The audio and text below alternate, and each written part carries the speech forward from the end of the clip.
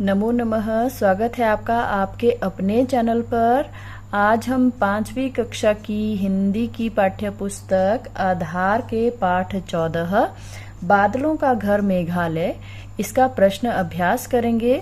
तो पहला प्रश्न है, रिक्त स्थानों की पूर्ति कीजिए। मेघालय मुख्य रूप से कृषि प्रधान राज्य है।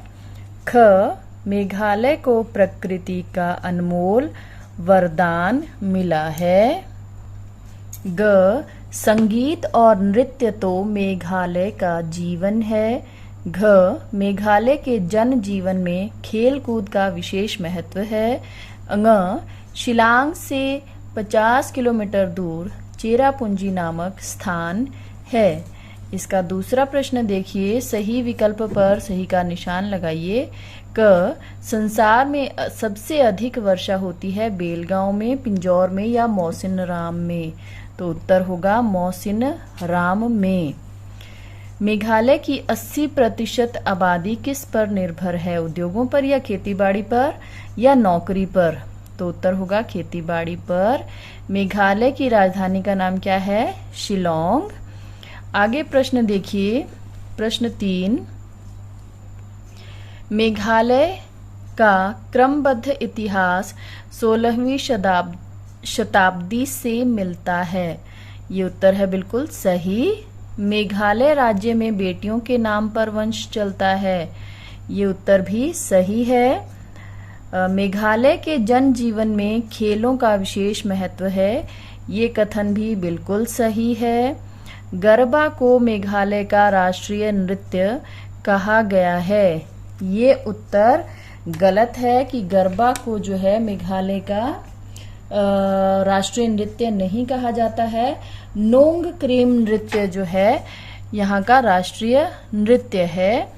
और ङ, मेघालय मुख्य रूप से कृषि प्रधान राज्य है। ये कथन बिल्कुल सही है। आगे प्रश्न 4 देखिए, निम्नलिखित प्रश्नों के उत्तर दीजिए। तो अब इन प्रश्नों के उत्तर भी हम कर लेते हैं। प्रश्न 1, प्रकृति प्रदत्त मेघालय राज्य में क्या फैली हुई है? उत्तर, प्रकृति प्रदत्त मेघालय राज्य में अनमोल धरोहर गारो, खासी और जयंतिया की पहाड़ियां फैली हुई हैं। प्रश्न 2, मेघालय को बादलों का घर क्यों कहा जाता है? उत्तर, ब्रह्मपुत्र नदी से दक्षिण पूर्व से हवाएं इस घाटी में प्रवेश करती हैं। शिलांग पर्वत उन्हें आगे बढ़ने से रोक लेता है। मौसमी हवाओं से आए बादलों को यहाँ घाटी में काफी समय तक रुकना पड़ता है, इसलिए इसे बादलों का घर कहा जाता है। प्रश्न 3, मेघालय में किन किन समुदायों के लोग रहते हैं? उत्तर, मेघालय में मुख्य रूप से 3 समुदायों खासी, गारो और जयंतिया के लोग रहते हैं। प्रश्न 4 है, मातृसत्तात्मक समाज का क्या अर्थ है? समझाइए। उत्तर, मातृसत्तात्मक का अर्थ है कि बेटियों के नाम पर वंश चलता है और वे ही संपत्ति की उत्तराधिकारिणी होती हैं। और इस व्यवस्था के अनुसार जो है विवाह होने पर लड़की जो है ससुराल नहीं जाती है, बल्कि पति उसके घर में आकर रहता है। और इस पर जो है एक लोक कथा प्रचलित है। उसके अनुसार एक बार खासी और गारो जातियों पर हमला हुआ तो दुश्मनों से युद्ध करने गए अनेक योद्धा मारे गए।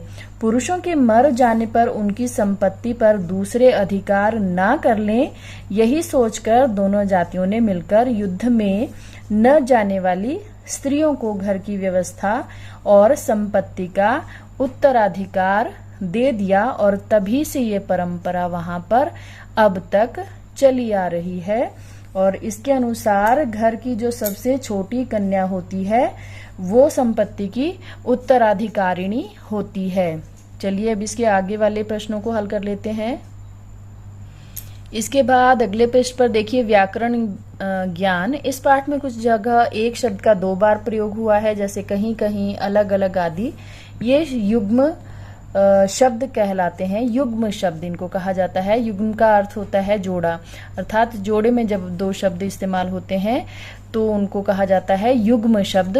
और ये या तो एक ही शब्द के जोड़े होते हैं जैसे अलग अलग, या फिर सार्थक और निरर्थक के जोड़े होते हैं जैसे अलग और थलग। यहाँ पर अलग का तो अर्थ होता है लेकिन थलग का कोई अर्थ नहीं होता, यानी कि ये सार्थक और निरर्थक का जोड़ा है।